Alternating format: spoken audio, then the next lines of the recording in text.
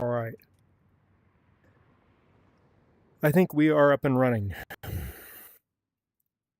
Nothing is as simple as you think it's going to be. We'll find out here if we're streaming or not. I think we are.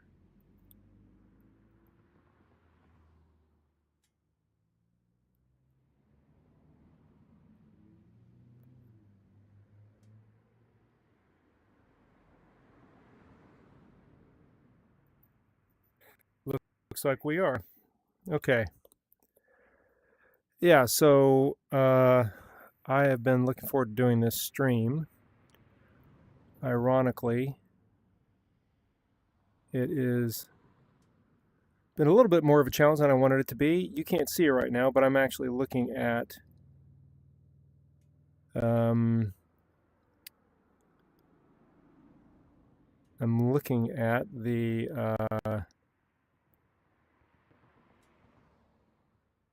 I'm trying to look at a browser window that'll show me the chat.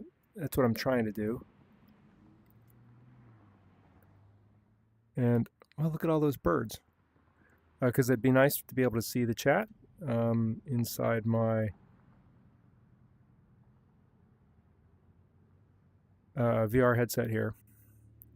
So I don't have to pink underneath. I'm doing this in a window that the Oculus software, the Quest 3 software, is able to bring in to the VR with me.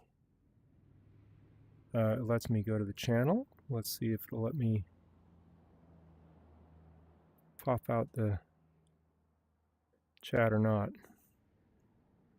I was able to do this the other day. Okay, there's that.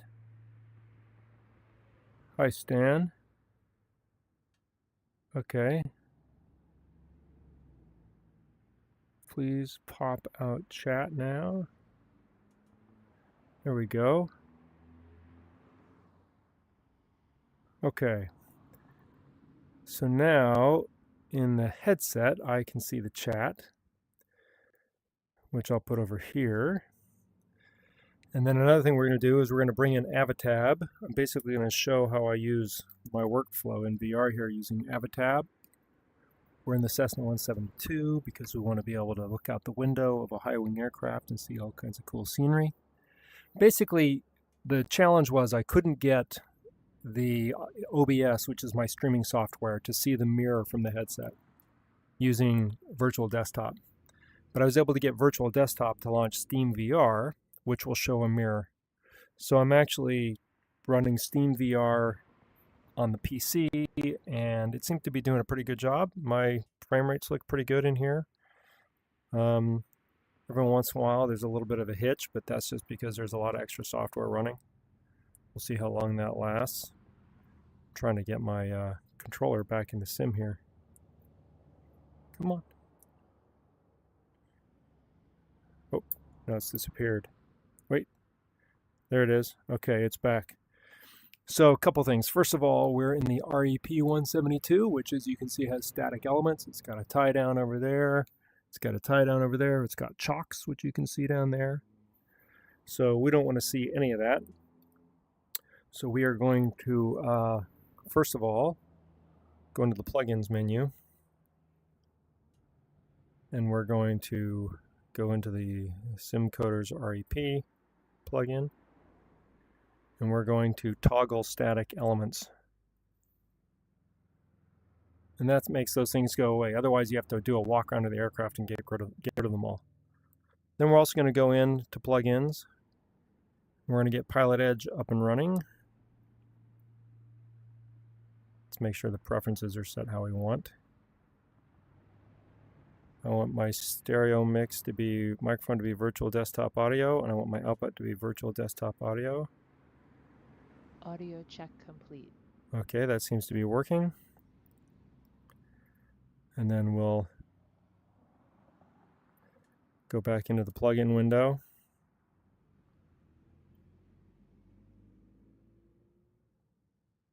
Go down to PilotEdge and we will connect. And we are a Cessna 172, that's all correct. Connected to PilotEdge. Okay, Stan, if you could let me know how the audio levels are, that'd be great. Now let's bring Avatab in. Avatab is a great plugin. It's been around for a long time, but in VR it's pretty much essential. Allows you to have a real flight bag in here with you if you can't get ForeFlight in here. And that's Avatab right there. And I like to put it sort of over here. Might cause me to move my chat window a little bit. Maybe put my chats right there. And then you guys can see Avatab here, which is good. And Avatab, we can do all kinds of things. So how would I use Avatab? Let me show you. First of all, if I can grab it. It's grabbing the chat window. Audio is 5x5, good. I need to find a way to get, there we go. So Avatab, let's put it like right here maybe. I'm gonna move this thing, I'll move the chat down here on the floor. All right, so I can see the chat down there. I've got Avatab up here. Now what I do with Avatab is a couple things. First of all, we're gonna fly from Junction to Kanab. So let's get both those airports in here. Click on the airport button, and then you can type U13. And here it's got information for Junction. If it had any procedures, they'd be listed here, but it does not, because you can connect this to your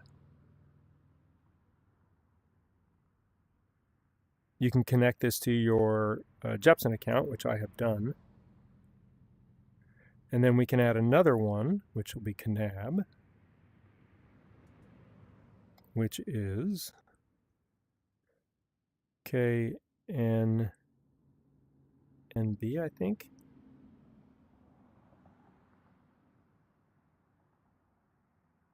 Nope. Kanab is KNB.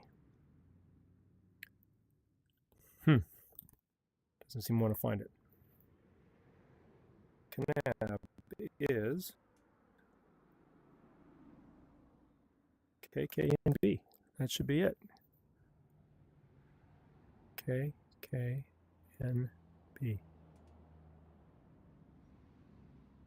No matching app for it found. I don't believe it. Kanab. I don't know how old the database is.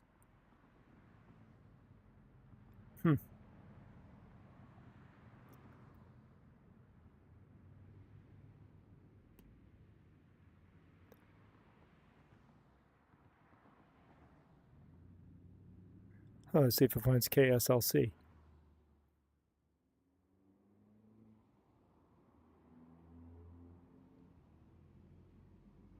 Well, that's not working very well. Let's restart it and see. KS. I'm supposed to be talking about how easy this was.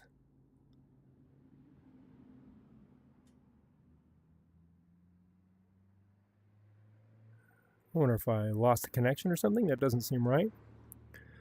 Well, let's look at the maps feature and then we'll come back to that. So you can download GeoTIFF images. If you are connected to a Navigraph account, it'll show you the virtual charts from Jepsen, which is cool.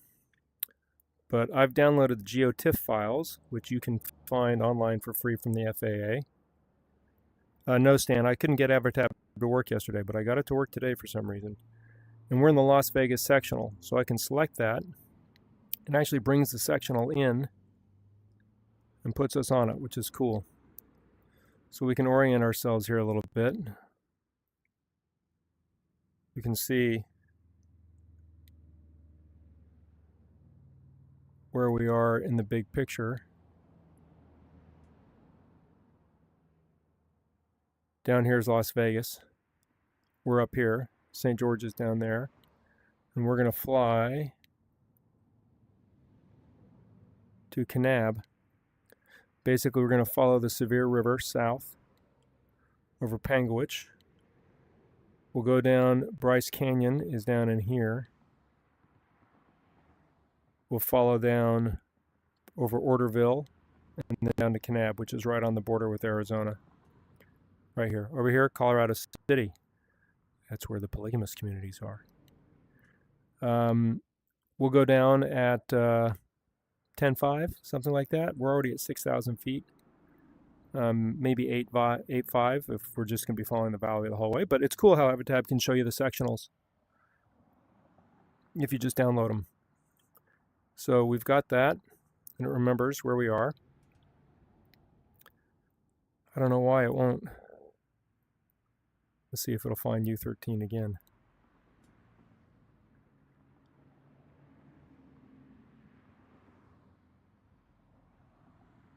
Very weird. Huh. Let's try bringing it in again and see if that changes it.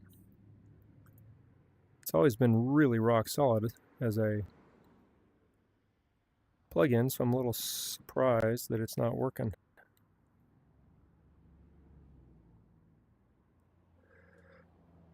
You can take little notes in here, a little hard to draw, but you can, if you wanted to try to do your craft in here. I find it next to impossible to do.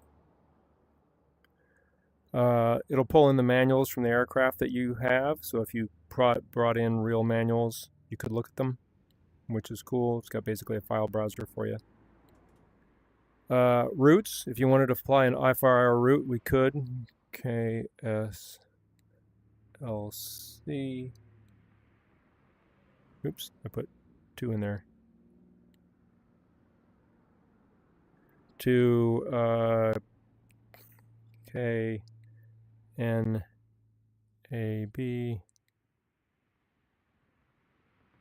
What did I say Kanab was? Kanab is KKNB.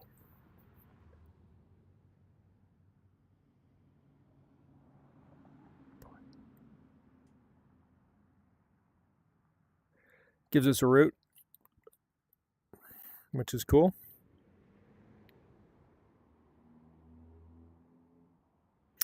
But we don't need a new wizard, so that tells me that's working then.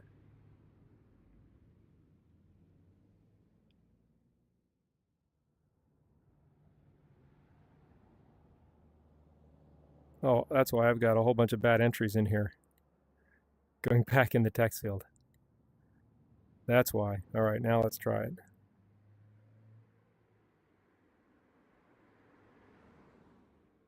There we go. Hey, G-Manfly. So I like to put in my departure and my arrival runways and just keep them in here, or my airports. Gives me all the information. It's not bringing in weather, but that's okay. Neither of them have a CTAT or have ATIS, so they wouldn't have weather. And then we've looked at our route. I'm sorry. Charts. You can pull into JEP charts here if you want. You could download files, or you can access JEPs and charts directly through the interface, again, by going to, say, a airport that you found, clicking this, and it says, okay, there is an airport chart for Kanab. It's loading this from my Jepson's account, and we can see it. It also shows what our probably direction of route is I think what that yellow line would be, but maybe not. I'm not quite sure what that means. And you can have your charts lined up here next to these other airport information pieces, which is handy. This is so you can rotate the chart direction if you wanted to go into sideways mode. You could.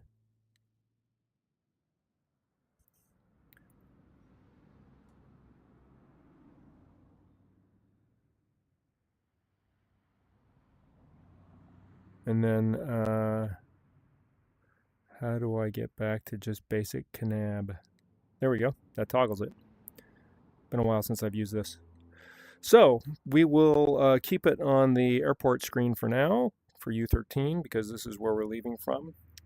And I'll show you basically the, I don't have the checklists in this. You could certainly have checklists in there as documentation, so you could follow checklists for whatever aircraft you were using. I'm going to go ahead, though, from memory and do the checklist for the Cessna 172, which is, first of all, It's reading that as my mixture handle. That's fine. Mixture full rich.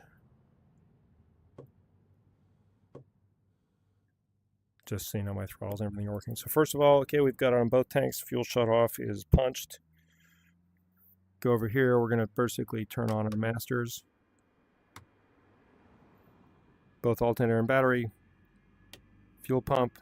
We're going to turn on the strobe so people see that we're about to start the airplane. We would lean out the window and call.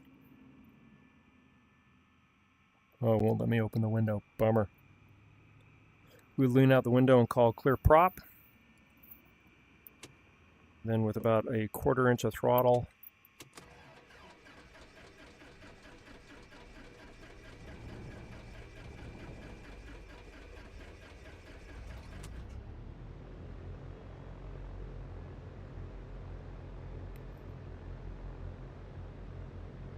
let's make sure our parking brake is pulled.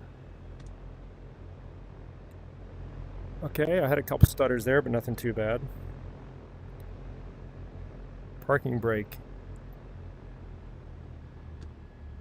There we go. Then we're going to want our beacon on, and our nav lights, and our radios. They're coming on. We can actually enter a little flight plan. So U13. And then we're going to go to K.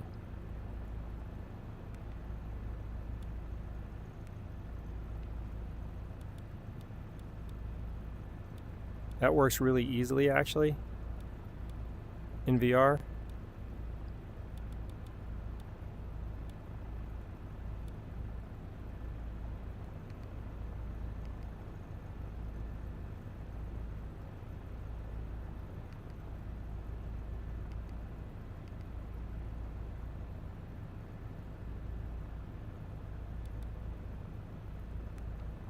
There we go. So, boy, I've got great visuals here in the headset. I can really see everything really clearly. Really looks great. ADF we're not going to need. Transponder we are going to go ahead and turn it on, and we will squawk altitude while we're at it. And we're squawking VFR, which is great. This is our autopilot. We don't need to use it for anything right now. We've got 2 systems here, so let's see if this will cross-load for us. If we go into flight plan, menu, Crossville, and that pulls in. Boy, I still remember how to use the 430. How's that? That will pull the flight plan in down here, so we could have flight plan on this screen and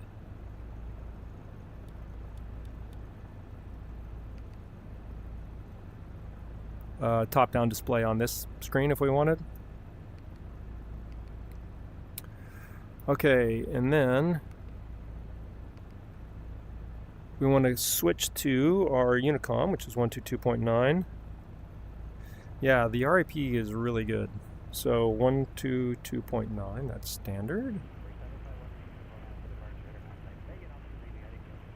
That's Salt Lake Center in this frequency. I don't know if you can hear that. I'm going to turn the volume up. There, boy, that worked great, didn't it? Boy, this is a great sim. See those stutters? I'm sure that's because I'm running Steam and a million other things right now. But until I can get the mirror to work without Steam, I'm sort of stuck doing it this way, or using the Oculus software, which I'm even more reticent to do.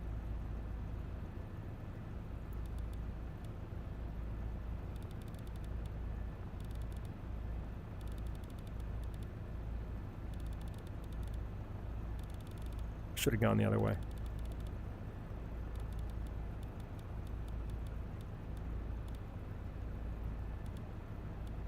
Okay, and then we've got Salt Lake Center on the other channel. Now we need to get our altimeter setting. We know that our altitude is 6,070 feet, so we can do that manually.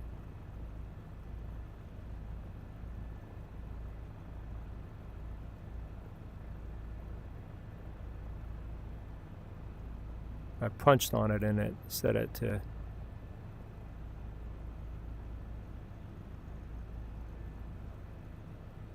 about right in there, give or take. Pretty close. Compass heading is we're heading about what 230, 229, just something like that. Notice that this isn't set.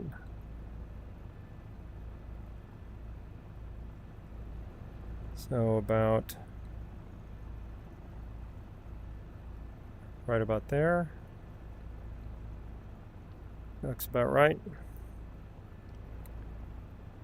And then we've got our heading bug. We're going to depart. Looks like the wind's blowing that way, so we're going to take off on 17.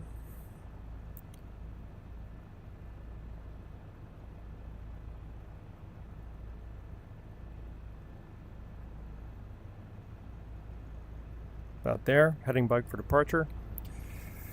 Okay, everything else is looking good. Fuel, we're half tanks, we got plenty. Fuel flow is okay, EGT is fine. We're just running sort of idle. Oil temperature and pressure look good.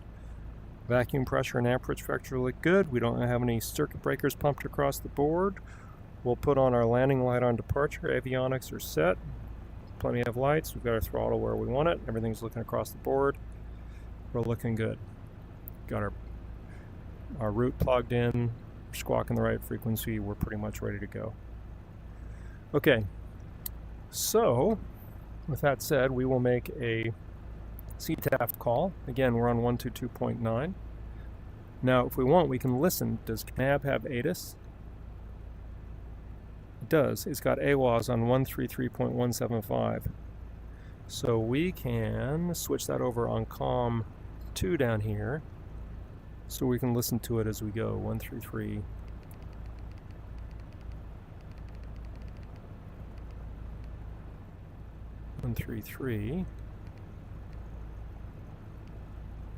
.175.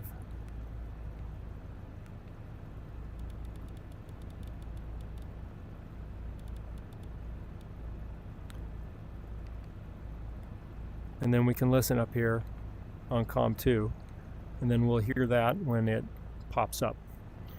Okay, so we're all pretty ready to go. Let me know in the chat if everything's still looking and sounding okay. It seems to be here.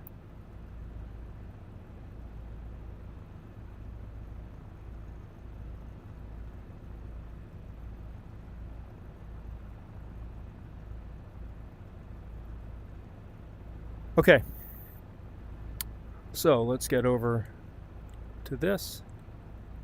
So we've got our moving map, and we'll be ready to go. Oh, I think it took that route, and that's what that yellow line is, I'll bet, from when I did the route advisor. Oh, that's cool. So it plots the route. If you put in an IFR route, it plots it for you on the map. Well, we don't need that route, so we'll delete it.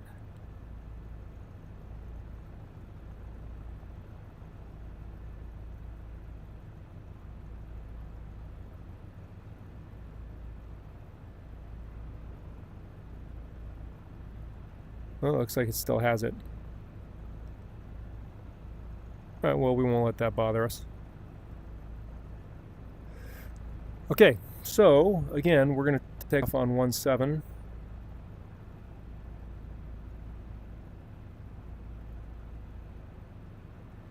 From Junction. So 122.9, we'll go ahead and make our CTAF call. I'm not seeing a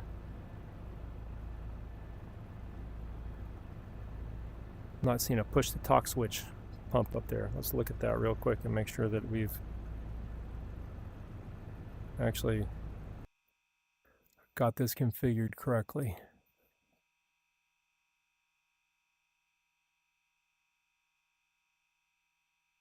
No, that should be push to talk. Oh, because I don't have this set here.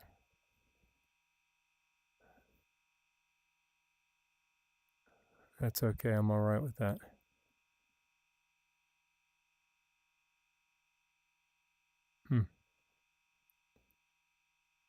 Oh no. I think now it's telling me because it doesn't have the VR Touchpad X in here. Now it's not recognizing this. Okay, so we're going to have to switch out of VR real quick.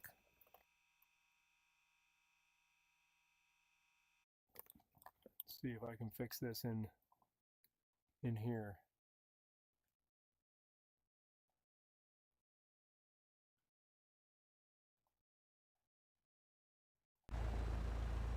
If I can switch back over.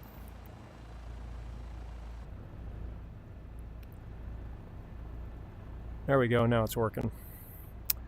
Don't forget to configure your axes. Am I right? Okay. Looks like Avatab moved. It's telling me that this isn't configured. I wonder why I would suddenly lose this. Another mystery. All right. Looks like we're gonna have to switch over again. Hold on.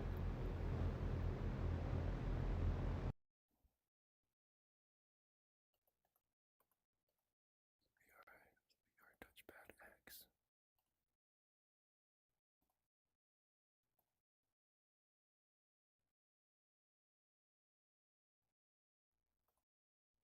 Okay, so I am just trying to see here if this is a dilemma or not for me.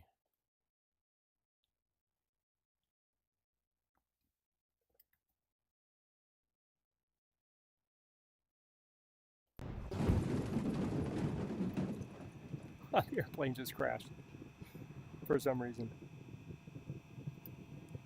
That's hilarious. And it's not loading into...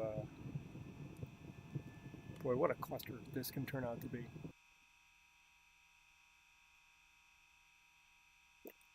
It doesn't let me... I think you guys are seeing this now in Steam for some reason. My son's Steam account. Let's see if it'll... Okay. What a cluster that was. So why would that happen? I wonder. I'm definitely not going to configure... I'm not going to try to configure anything on this again, I'll tell you that. We're just going to go ahead and get ourselves up and running again. That was ridiculous.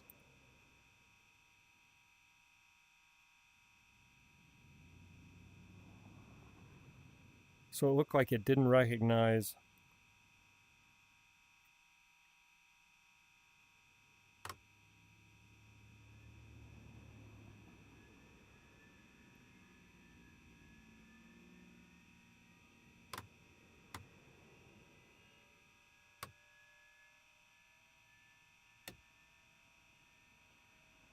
Doesn't want to turn this fuel pump on.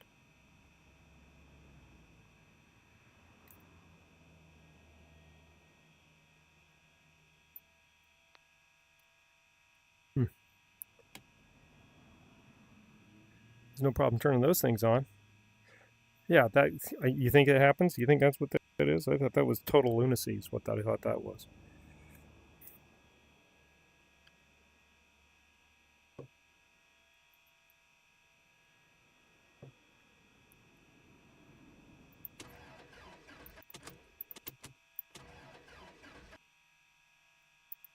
Oh, because it's the REP, it's probably has the airplane completely broken now, right? Because that's the way REP rolls.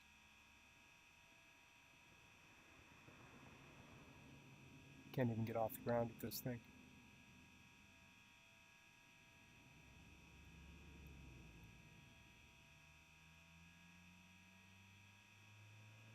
Enable the plane damages. No.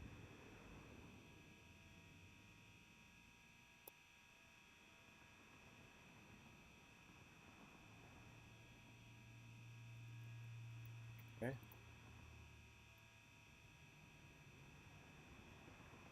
Once more, let's see if we can get this to work.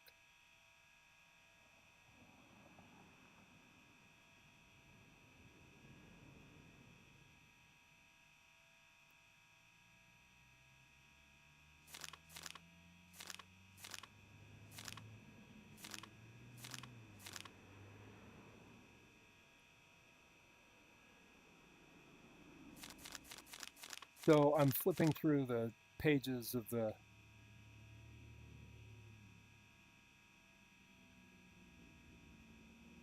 clean, fix, fixing everything that's broken. Fix. Okay. Now let's see if the thing will start. I wanted this to be this nice, relaxed walkthrough.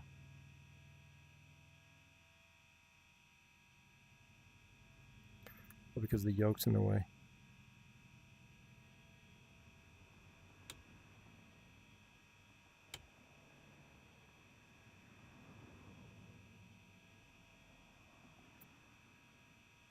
Well, the fuel pump doesn't want to turn for whatever reason. Screw this. We're just going to change aircraft. This is a pain in the ass.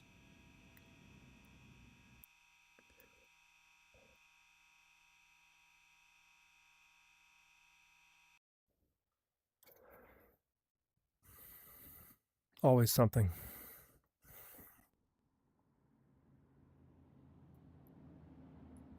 Now this isn't working because this isn't a configured, doesn't have a configured access in this thing.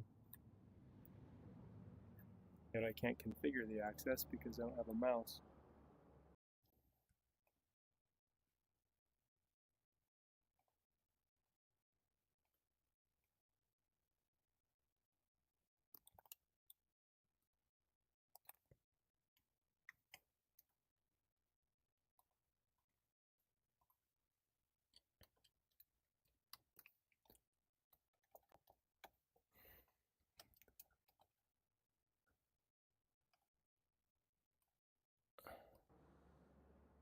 Might as well configure that for trim at the same time, right?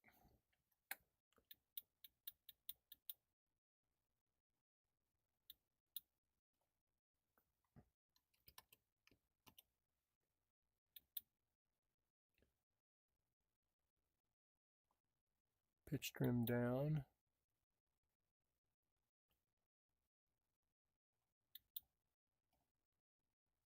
Pitch trim up.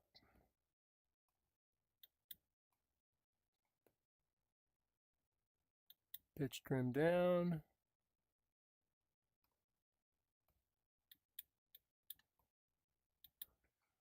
Roll trim right.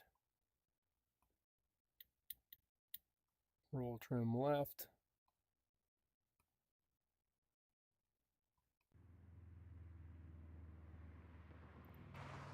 The flight from hell.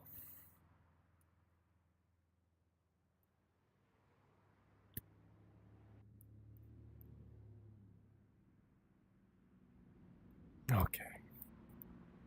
I think we're almost there. I'm just adjusting my seat.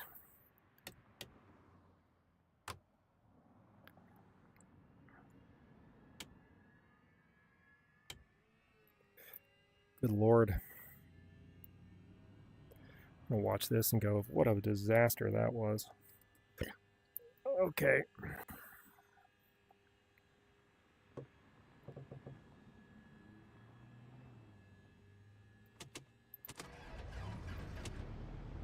Fires right up.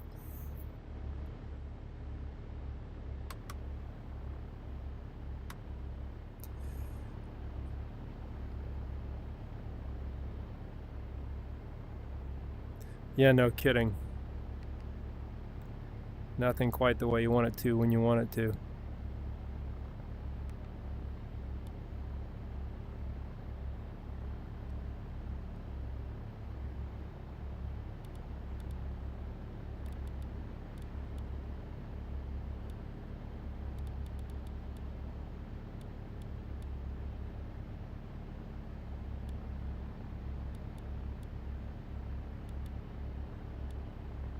This is remarkably easy to use, though.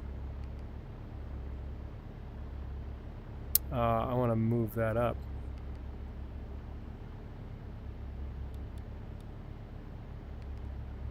There we go. Okay. I wonder if we're still on PilotEdge.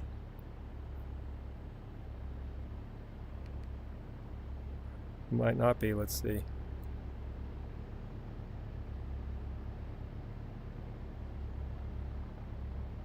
Yeah, it looks like we're still connect. Oh no, connect.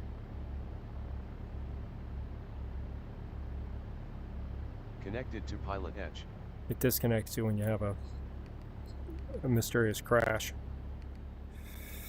Okay, let's get Avatab back in here. We're not even going to talk to center,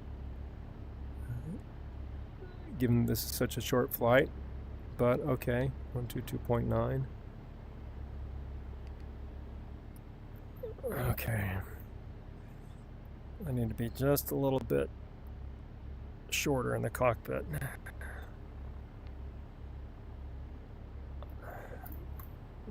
There we go. That feels more natural. Okay, we ready? 122.9. 17 is still the heading bug that we want to be bugged.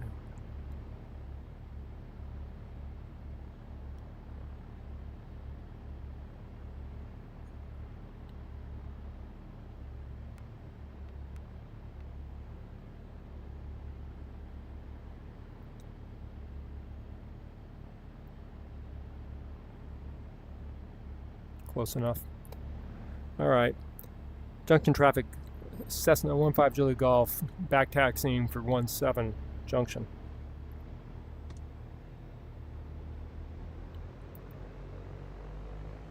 We got there. Wasn't easy.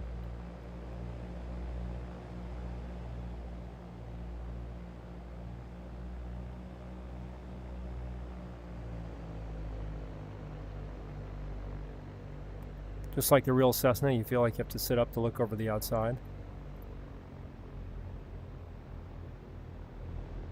Nobody downrange. Nobody coming that way.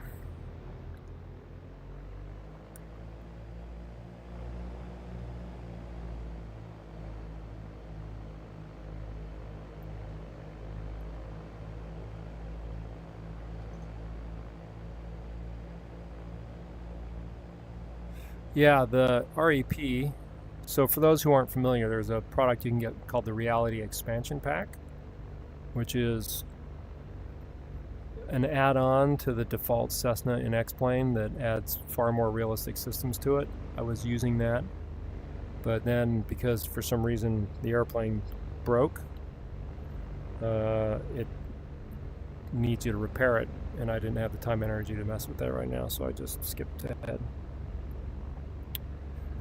Okay, nav lights, landing lights, beacon.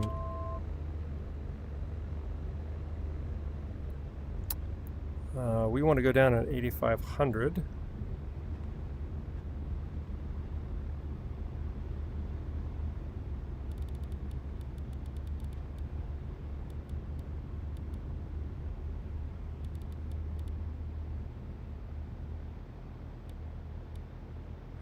We've got that bugged. And 6,070 is our altitude. Okay, everything looks good here. Flaps 10. I think 20 is where they are. Close enough.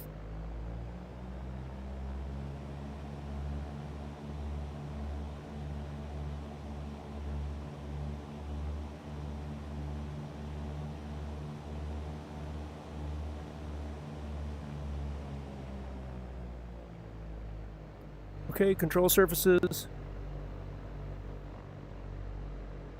All looks good. Junction traffic, Cessna 15 Juliet Golf departing 17 directly to the south, Junction.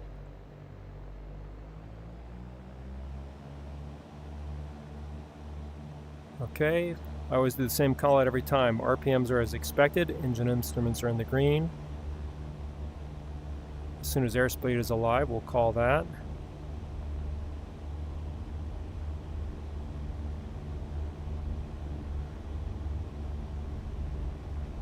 Airspeed is alive. We're on the center line. 50% of our takeoff speed by 50% of the runway length.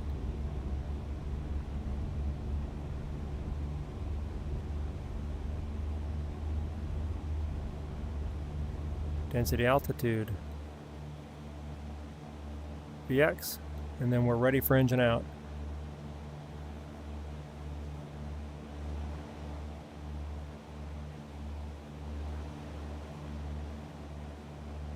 I'm using a different map setting. I'm not using Apple Maps, I'm using Mapbox today. Flaps coming up.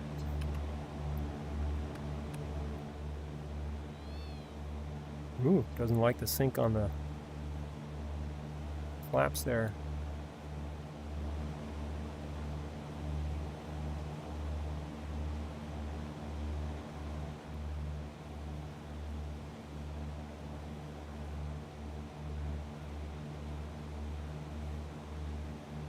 Picture VY, which is our best climb speed.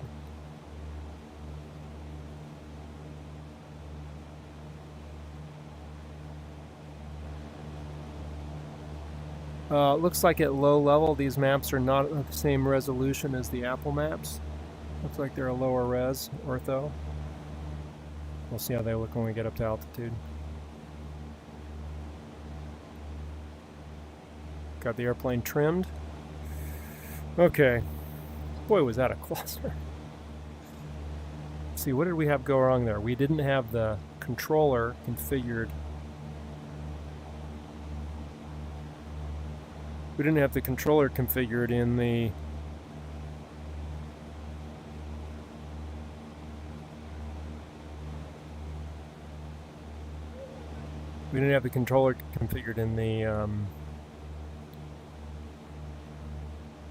in the joystick settings, right? Which is odd because I've never had that happen before. But if you don't have a controller, how can you configure it? Because it doesn't see it unless you're in VR. I know it's a conundrum. I'm not running SimHaven today. I wanted to run just the default scenery.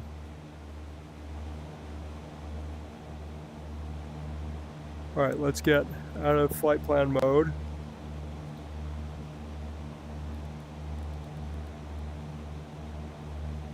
And make sure we're looking for traffic, which we are.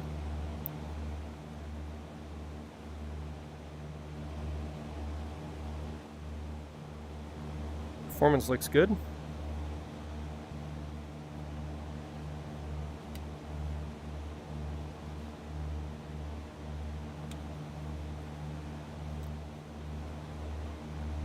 It's also given us X-Plane's fall, autumn scenery. You can see those trees down there.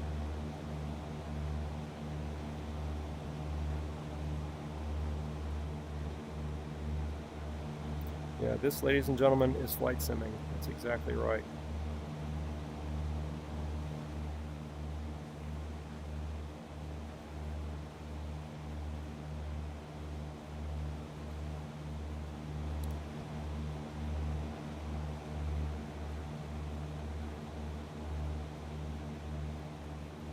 All right.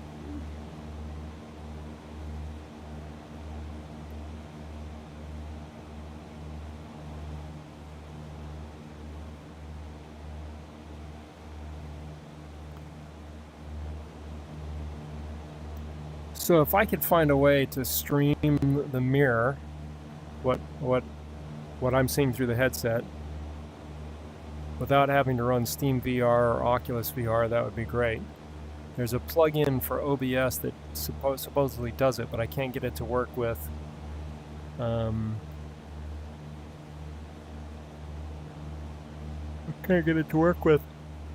me for the yawn, with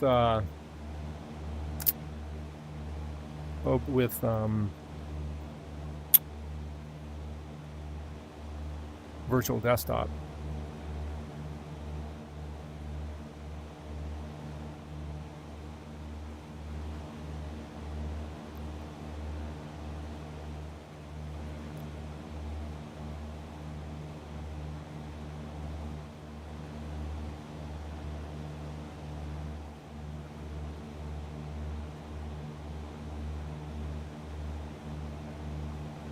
.5-minute flight in this jalopy.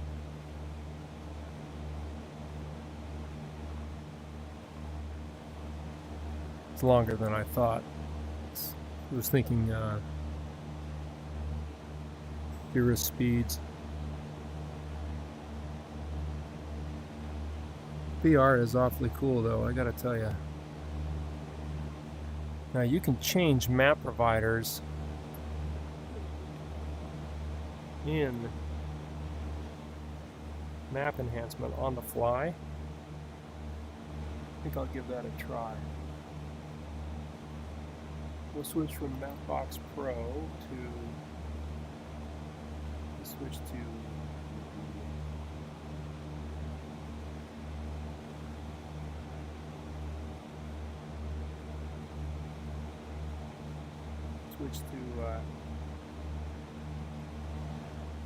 Google Maps.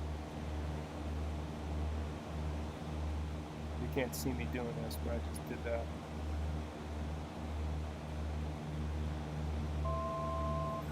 So I just switched to Google Maps in map enhancement. I don't know how soon it reloads the tiles, but we'll see. See if we see any difference. Meantime, we'll climb over this terrain here. I was trying to stay close to that canyon in case we needed to put down someplace. Very smooth performance.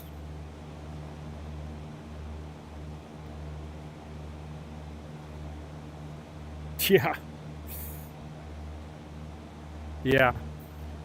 the density altitude is up there. It's also taking long because we're in a slow aircraft.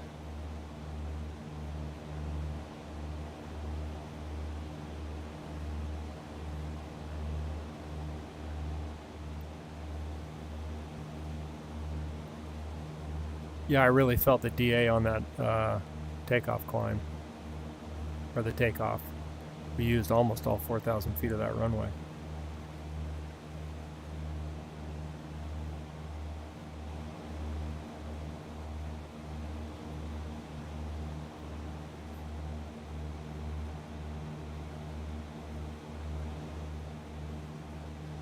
All right.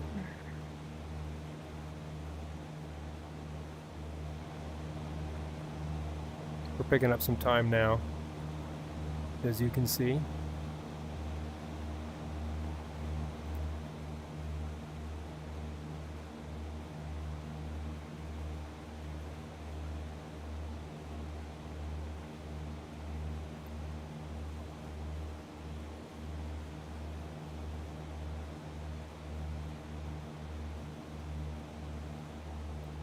Pitching for best climb. Yeah, so I'm having stutters today. I had no stutters yesterday. That's because to run Steam VR, it appears to open the Oculus software, it appears to open the Steam software. And with VirtualDesktop, it's just smooth as silk. So, I gotta figure out a way to get the mirroring to work. Or just ditch the VirtualDesktop and go with the Oculus Rift, but this is, or the Oculus Link cable, but this is just so smooth.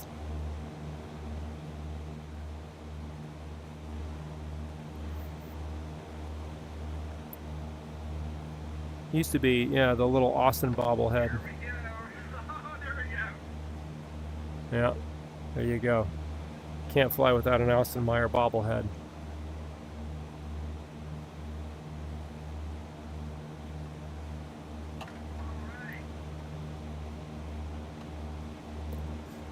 Always something. All right, severe river valley in front of us, as is the highway.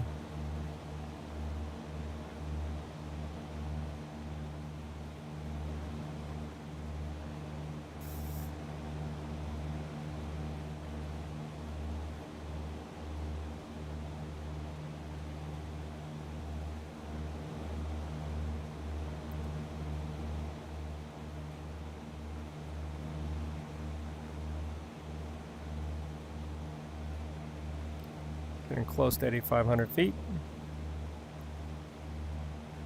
And we're not going to call Salt Lake, but we'll switch over to listen to that.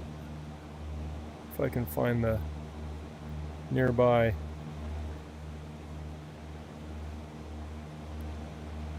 There we go.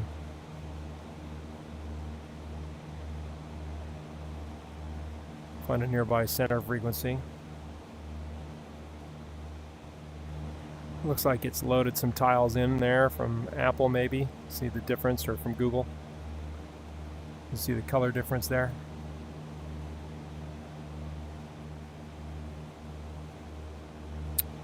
All right, we'll get ready with our autopilot here.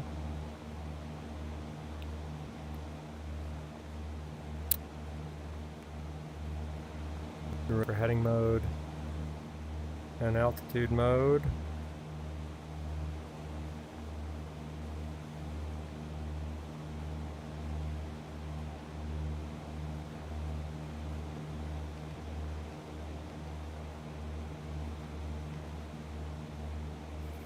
All right. Auto's flying the airplane. And we can lean our mixture a little bit. Watch our RPMs go up.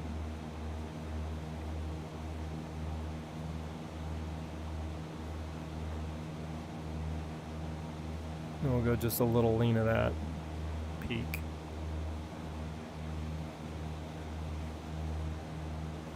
There we go.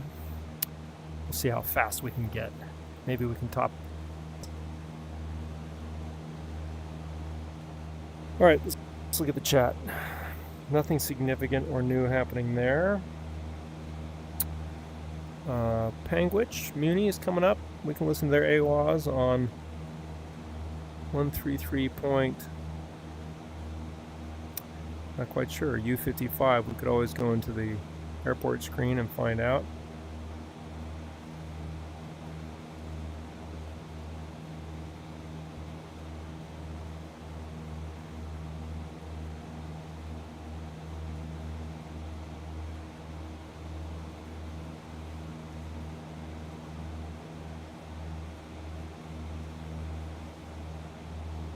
Let's try that again.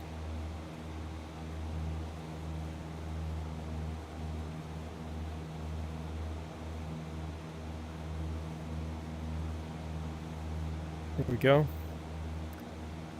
I hear you, Nathan. 133.125. Okay.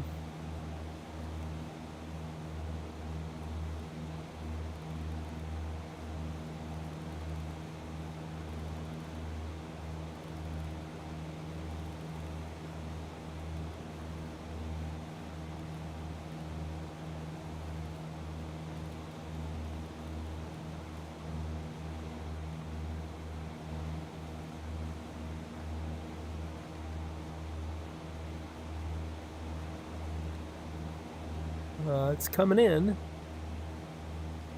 Automated weather observation, Penguin Municipal. Wind 060 degrees 4 knots. Visibility more than 10 miles. Sky clear. Temperature 23. I don't like those Google Maps tiles. They're ugly. 3046. They do look a lot more detailed, don't they? It's interesting to compare. Automated weather observation, Penguin Municipal. Wind 060 degrees 4 knots. Visibility more than 10 miles. Sky clear. Temperature 23. Dew point -3. Altimeter 3046. Yeah, I don't know. Maybe one was in the winter and one was in the summer. The resolution appears to be better. We'll load Google and see how we like it. Visibility more than 10 miles. Sky clear. Temperature 23. Dew point -3. Altimeter 3046. 3046. Okay. Automated. All right.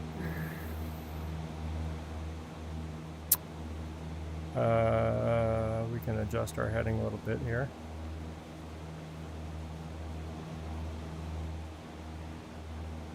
It's Panguitch Airport right down there. We'll be able to compare these tiles here in a second. I do think that the map box tiles are way oversaturated. Like like those are way too green.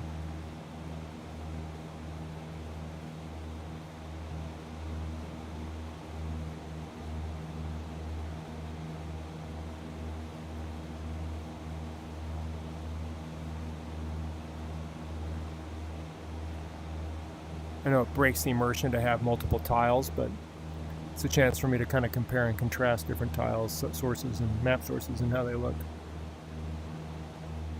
Bryce Kane's going to be over there.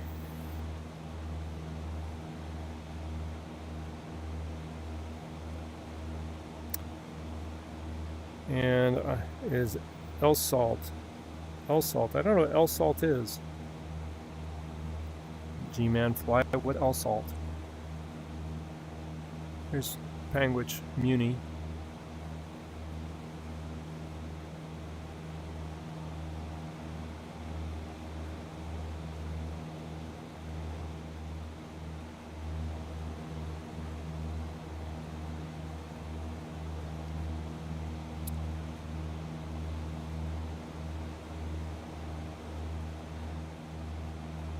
Gotta be careful not to fly into terrain here.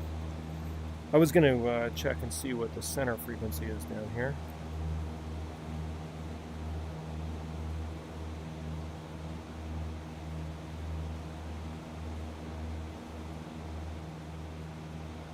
Just a second to do that.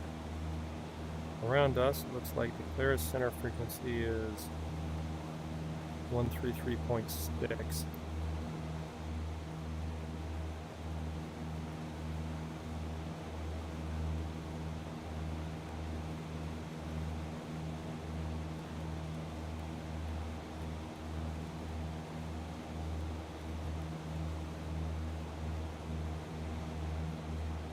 Oh, L-Salt. No, it would be shown on the VFR chart, or the IFR chart.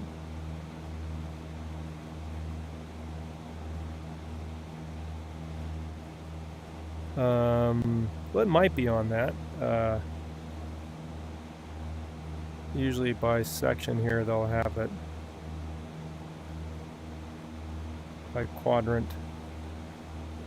12,000 here. 1,200 is the low safe altitude. Bravo, thank you. Received. Have a great day. You can see it there in the red. Yep. Here it's MSA, minimum safe altitude. 49859, React Tower, South Park, approved, runway 22, cleared for takeoff. That would be the always amazing service from Marcus at PilotEdge. Now see, those Google Maps look terrible, don't they? Heavy Denver wind 020 at 12, runway 35, all right. clear to land.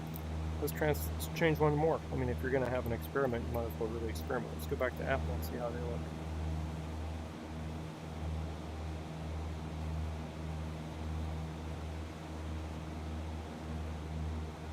All right, we just switched to Apple Maps on the fly.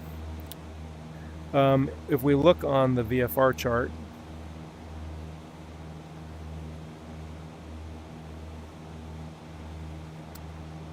yes, often they'll be in red. Yeah, these, see these here? 11.7, 11.7, 11,100, 11,100. Those are your MSAs in these quadrants on the VFR chart here in the States.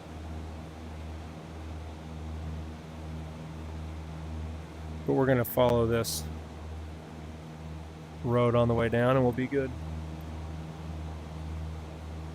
Just 1 second.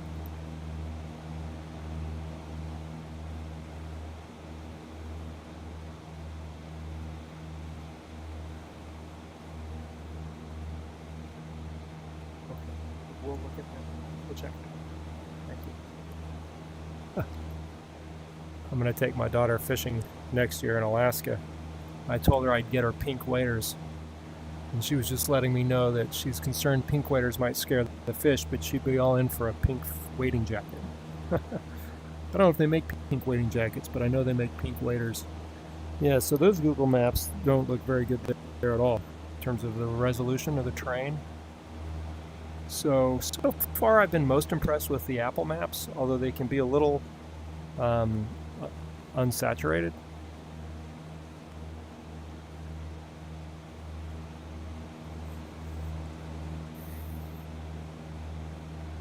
Yeah, so for those who don't know, we'll do a little chart work here. So what do we have on the chart here? Oops. Well, there's us. These are the airports. If it's got a star on it, it means that it has a light. Panguitch Airport shows you the direction of the field. Okay. 247 Romeo Charlie, Monterey Tower, wind 30016, runway 28 left, clear for takeoff. It's red, which means it is non-towered. If they have bars around them, it means that they have instrument procedures. This has no instrument procedures. Panguitch Municipal, there's the code, U55. It has automatic weather on 133125. Altitude 6,763 feet. Runway lighting. I think the asterisk means it's pilot controlled. Runway is 5,700 feet. And the common top traffic frequency is 122.9. That's how you read that. This down here is a VOR, Bryce Canyon. It's at 112.8. We could actually tune into that if we wanted.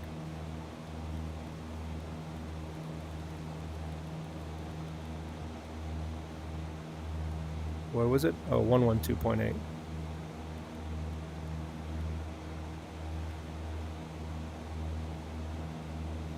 And then if we were to switch this over,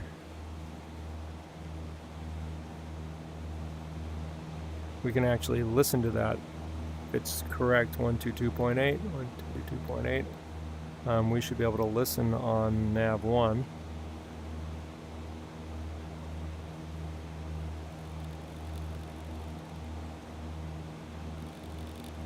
We should be able to hear the ID.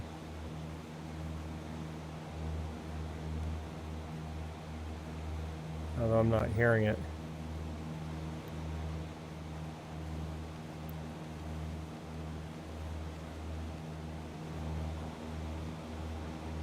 Oh, I gotta switch it. Sorry. There we go. Wasn't active. Green is active. So you can hear the Morse code. Dash dot dot. Dash dot dash dot dot.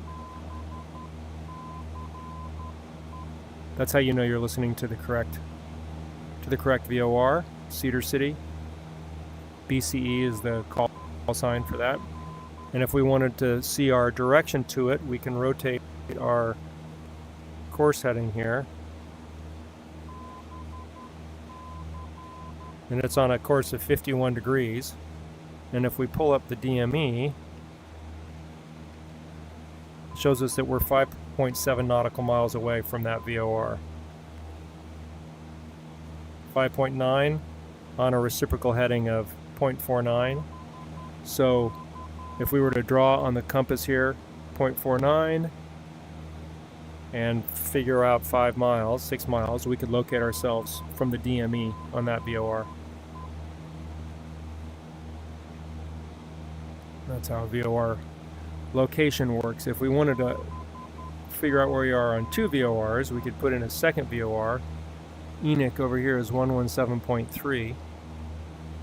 So we could go to nav 2.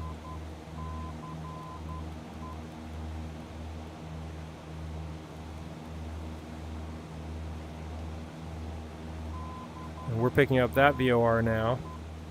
And if we were to say bearing 2, then we've got bearing 1. Shows us the bearing to the 1 is 7.4 miles going that way. And that bearing is 32 miles. We could then go, okay, well, if I'm basically on a heading of almost due west here, 32 miles, and a heading of about reciprocal of about 0.21 this way, or of 210, 215, 8 miles west to there, and you could triangulate between those two. If you didn't have distance, if you just had the headings, you could triangulate to figure out where you are on the map, because you know you're bearing to that VOR and you know you're bearing to that VOR.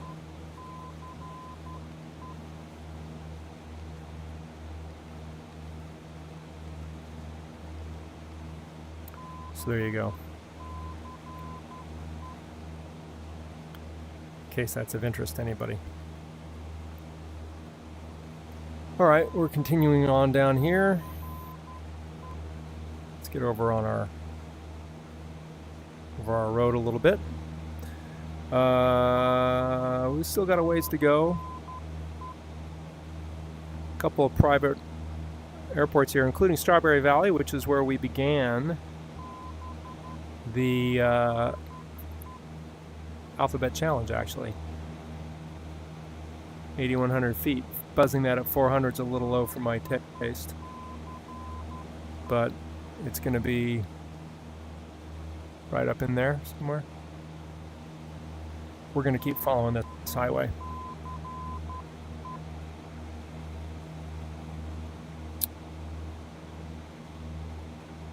How does pilot-controlled airfield lights? Yes.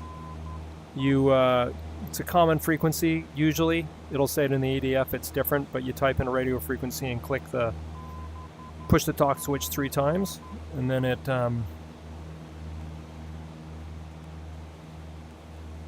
will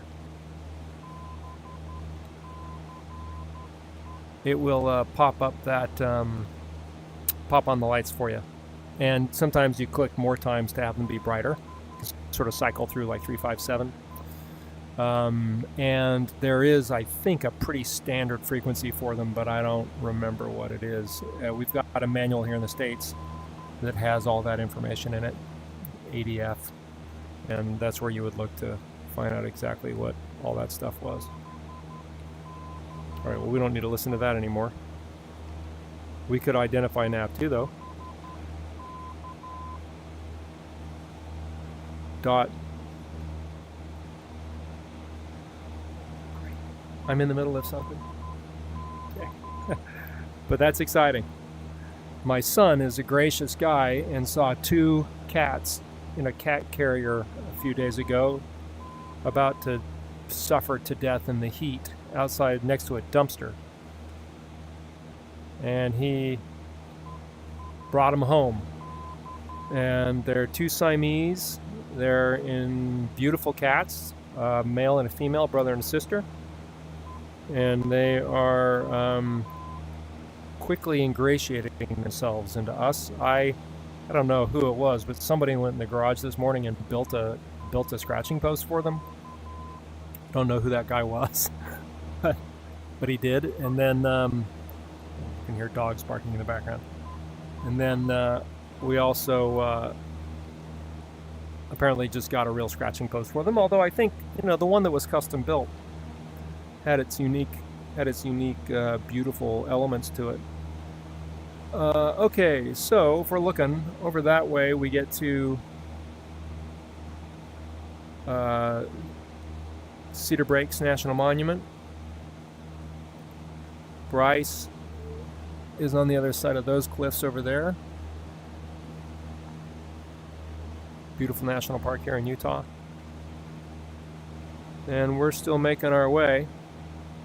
And we could just do this by VFR. We could just follow this road the whole way there. Now the road here that takes off that way, down in one of those gullies, is Strawberry Valley, which is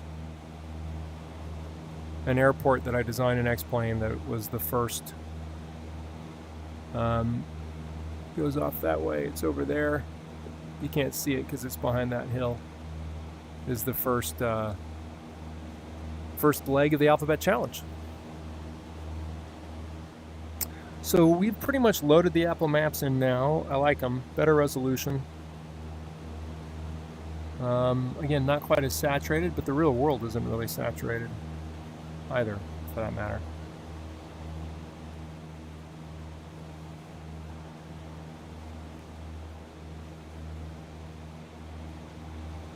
And we're just following our highway. This is Highway 89. Out of town of Alton, off our window.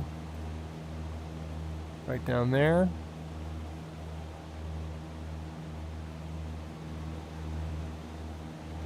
And then you can start to see the cliffs.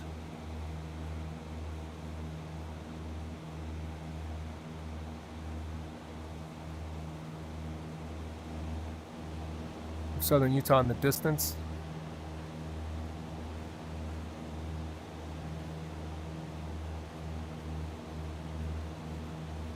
There's a power line. That power line should be on the charts. Nope. On attack it'd be on the charts, but this is a little...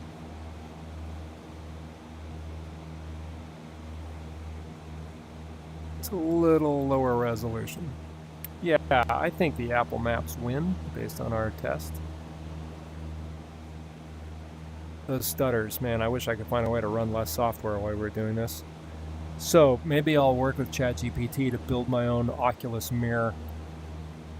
There's got to be an API and build my own Oculus mirror that runs with VXDR or VDXR, whatever it's called, and VirtualDesktop, VDXR. That is something that the world would want because the world is frustrated to not be able to stream the visuals in VR from VirtualDesktop. How far out are we? 13 minutes. Okay. Well, we can go direct now. I wanted to sort of fly over Orderville. My old man used to do stuff in Orderville. But we could also fly direct. Given the time, given this take 12 hours, I think that's probably the right call. So we can just go direct, enter, and go to nav mode.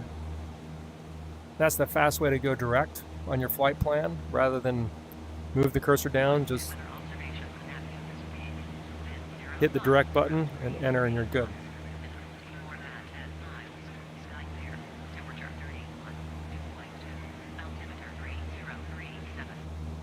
Okay, let's make sure that that's actually Kanab that we're listening to and not somebody else.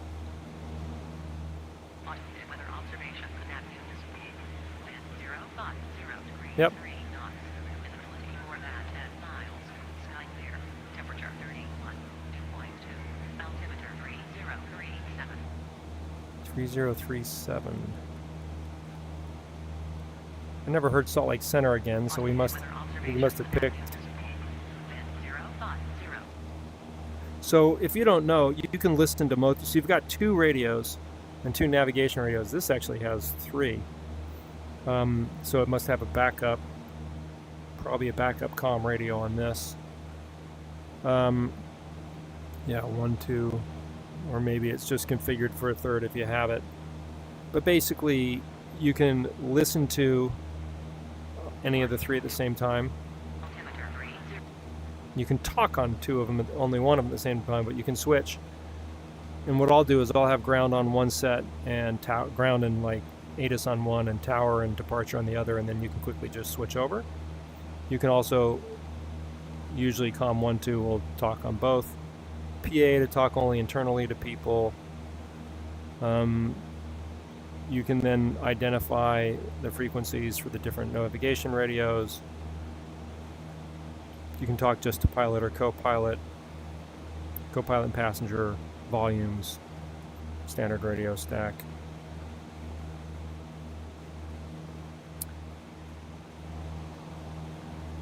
All right, I would like to hear a little PilotEdge action though. Let's see if I can get the correct center frequency. I've picked the wrong one before.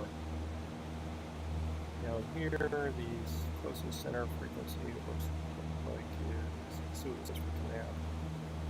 It says you can listen to Los Angeles Center on 124.2. All right, well, let's do that.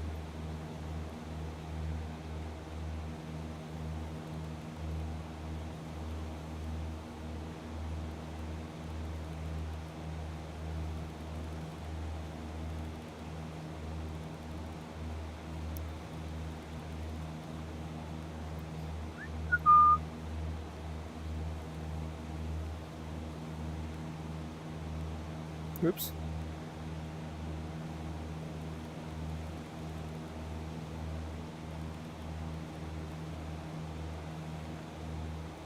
And then Kanab's ATIS is 133.175. we're listening to it there. We still have it on COM too. 303. So we'll see if we hear anything from LA Center on 124.2, but so far, nothing. And you're not quite sure which frequency PilotEdge is going to be covering. Usually it's correct if you look on the charts. Oh, I can hear him now. It's just really quiet.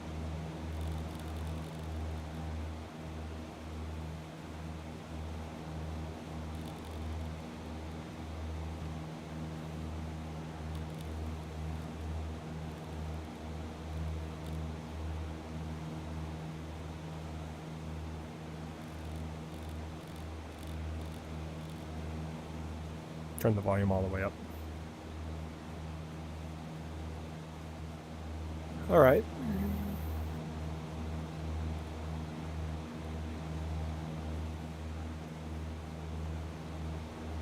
Sun Country There he is. 8918, March clearance, cleared to the Minneapolis airport, skies for departure, Okay. transition, and We're then getting at miles, close. Find via SID, except maintain. Definitely, Apple Maps definitely wins the day Departure frequency with SoCal departure 135.4. in terms of the visual quality. 7077. When I made my own ortho tiles, I loved how detailed my overlays were. Obviously, you go with the standard overlays if you don't use SimHaven with map enhancement, and they're not as detailed, Sun Country 8918, which is the one downside.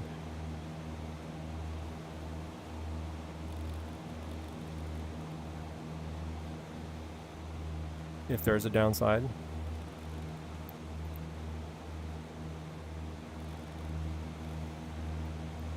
I've actually got this almost exactly where the G1000s are in my actual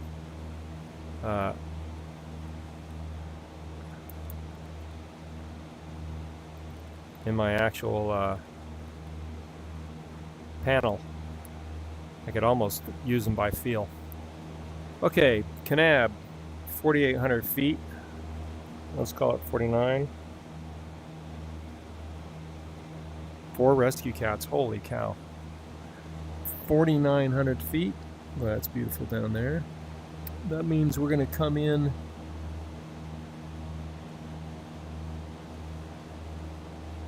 I think that's Boulder Mountain back there. Boy, this looks great. 4,800 feet, 8,500 feet. So call it. We want to go down to 5,800, so let's call it 6. So we got to lose 2,500 feet, 500 feet a minute, 5 minutes. Get to pattern altitude. We're 6 minutes out. We can start getting that ready now. We can have the autopilot take us down. So to do that, we're going to bug our altitude to 5,800 feet.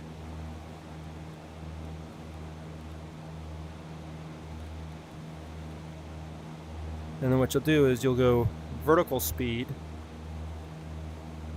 and you'll pick a vertical speed of like 300 or 400 feet a minute. We'll just go ahead and pick like 400 feet a minute right now.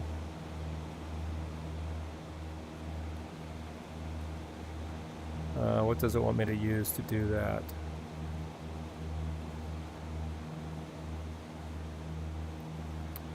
I'm not quite sure on this. Nope, it's not that. We bug vertical speed, and then you pick up vertical speed, and to do that, what would they want us to use? Not the heading. No. FMS button?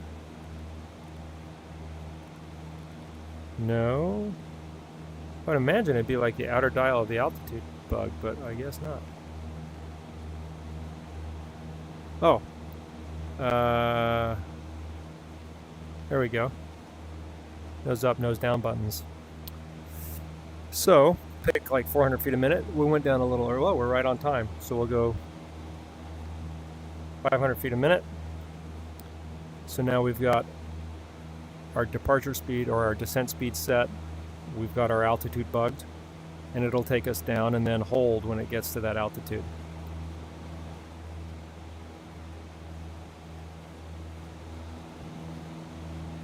Now let's be thinking Kanab. Kanab's runways.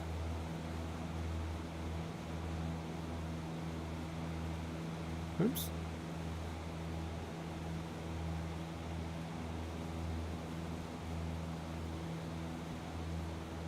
Yeah, when I use the Cirrus FMS, it actually has a dial that you use for that, so I wasn't quite sure. All right, so we've got 1 and 19. Let's listen to the AWAs again. Automated weather observation, Kanab Municipal.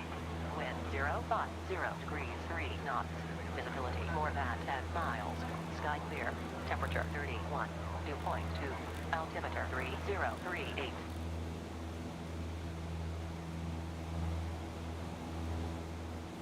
Take a little throttle out here. Weather observation, Kanab Municipal. Wind 050 degrees 3 knots. Visibility more than 10 miles. Sky clear. Temperature 050? Is that what it sounded like? 3038.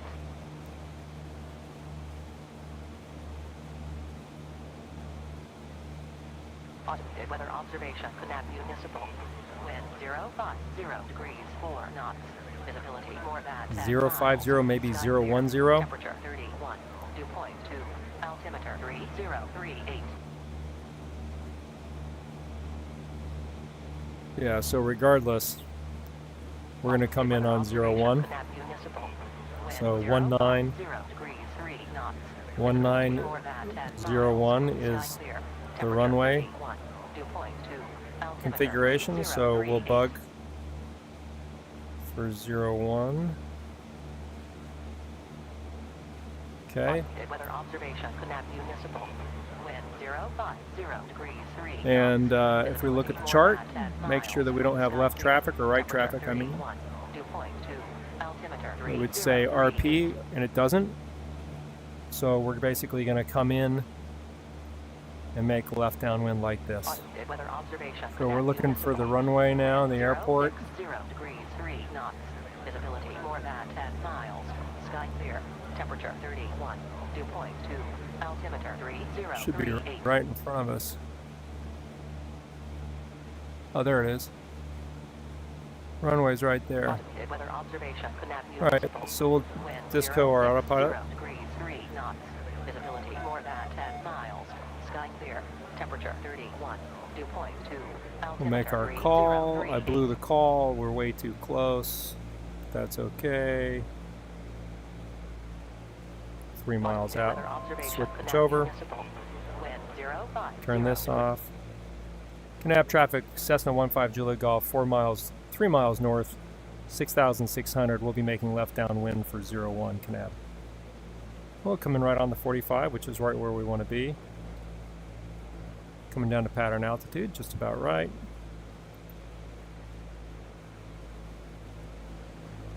The town of Kanab below us. See, I like the houses in default X-Plane much better. Kanab traffic, Cessna 15 Juliet Golf, joining the left downwind off the 45 for 01 Kanab.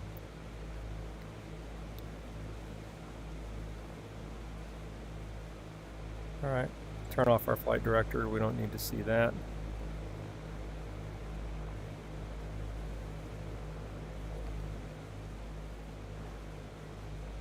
Here we are. Pattern altitude, right on time.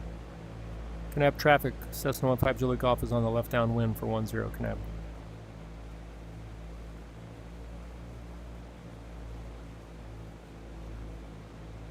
Don't want to lose too much altitude here before we're to the numbers. You want to see it about halfway up your strut, which is about right where we are. A little low, but get our power setting right here.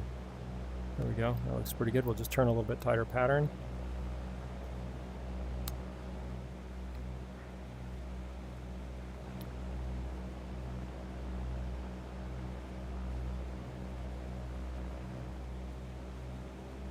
I really lost a lot of altitude. I don't know the power settings in the Cessna. Okay, there we go. First flaps.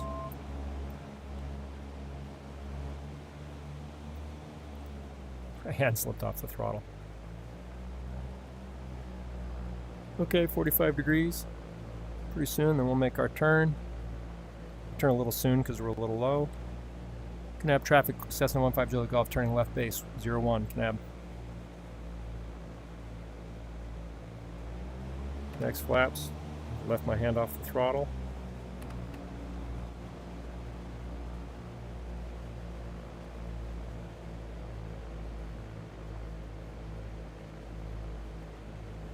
Kanab traffic, Cessna 15 Juliet Golf, turning final for 01, Kanab.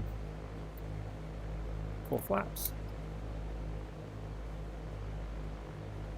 65 knots is about right.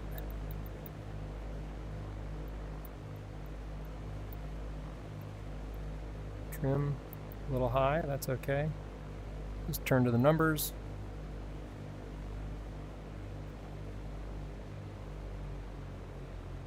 Take power out to lose altitude.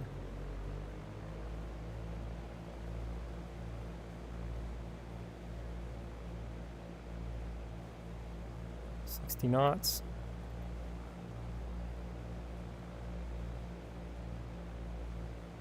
Little crosswind. Now we can be a glider.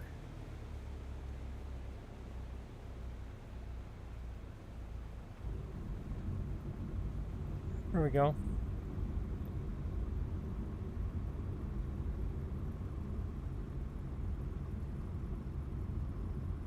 Let's roll out here.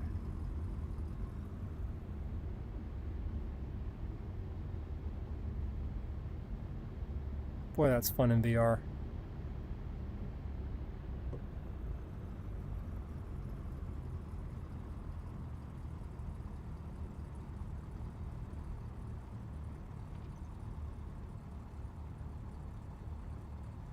And we don't call until we're off the taxiway.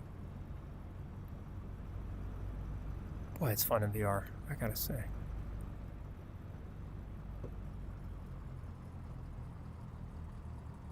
Kanab traffic, Cessna 15 Juliet Golf, clear of 01 at Charlie, taxiing to the ramp, Kanab. Okay, flaps coming up.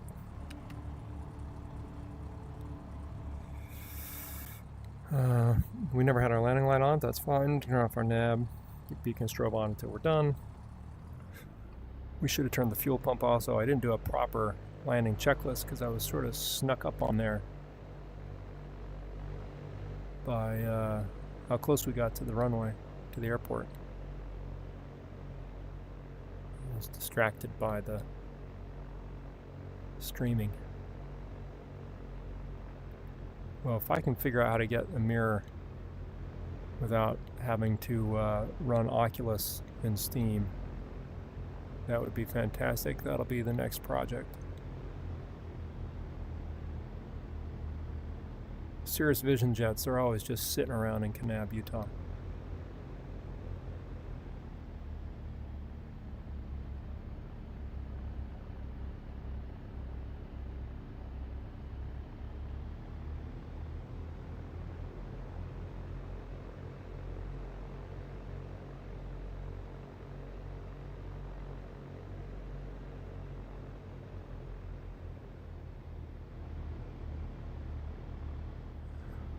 All right, there we are. Well, we'll debrief here in a second.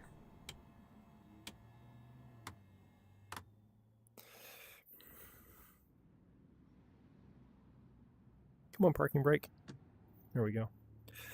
All right, so what went well and what didn't go well? Well, once we got going, it went well. Apple Maps, clearly superior for the ortho scenery. We learned that. The fall foliage for X-Plane has turned on. You can see those trees have fall colors, which is cool. The default housing and scenery were pretty good. The road networks and other things not as detailed as Simhaven, but Simhaven's buildings for the US look, I think, terrible. If they could have better buildings, it'd be amazing. Landing was pretty good. Had trouble holding some altitude there, but just cut it short and came in fine. Airport snuck up on us. Should have been looking 10 miles ahead. Was distracted probably by the stream with that. Yeah, and then just the mess up front of getting started under VR, having the right control configuration, and I got to make sure that this thing is added for the default REP, and then the REP aircraft exploded into 1 million pieces, and we ended up painting airplanes and all that stuff, but it's all just technical. So thanks for watching, you guys, and hope you enjoyed the stream and a little bit of the education, and we'll see you on the next one. Next one, will it be VR or will it be the actual cockpit? We shall see. We shall.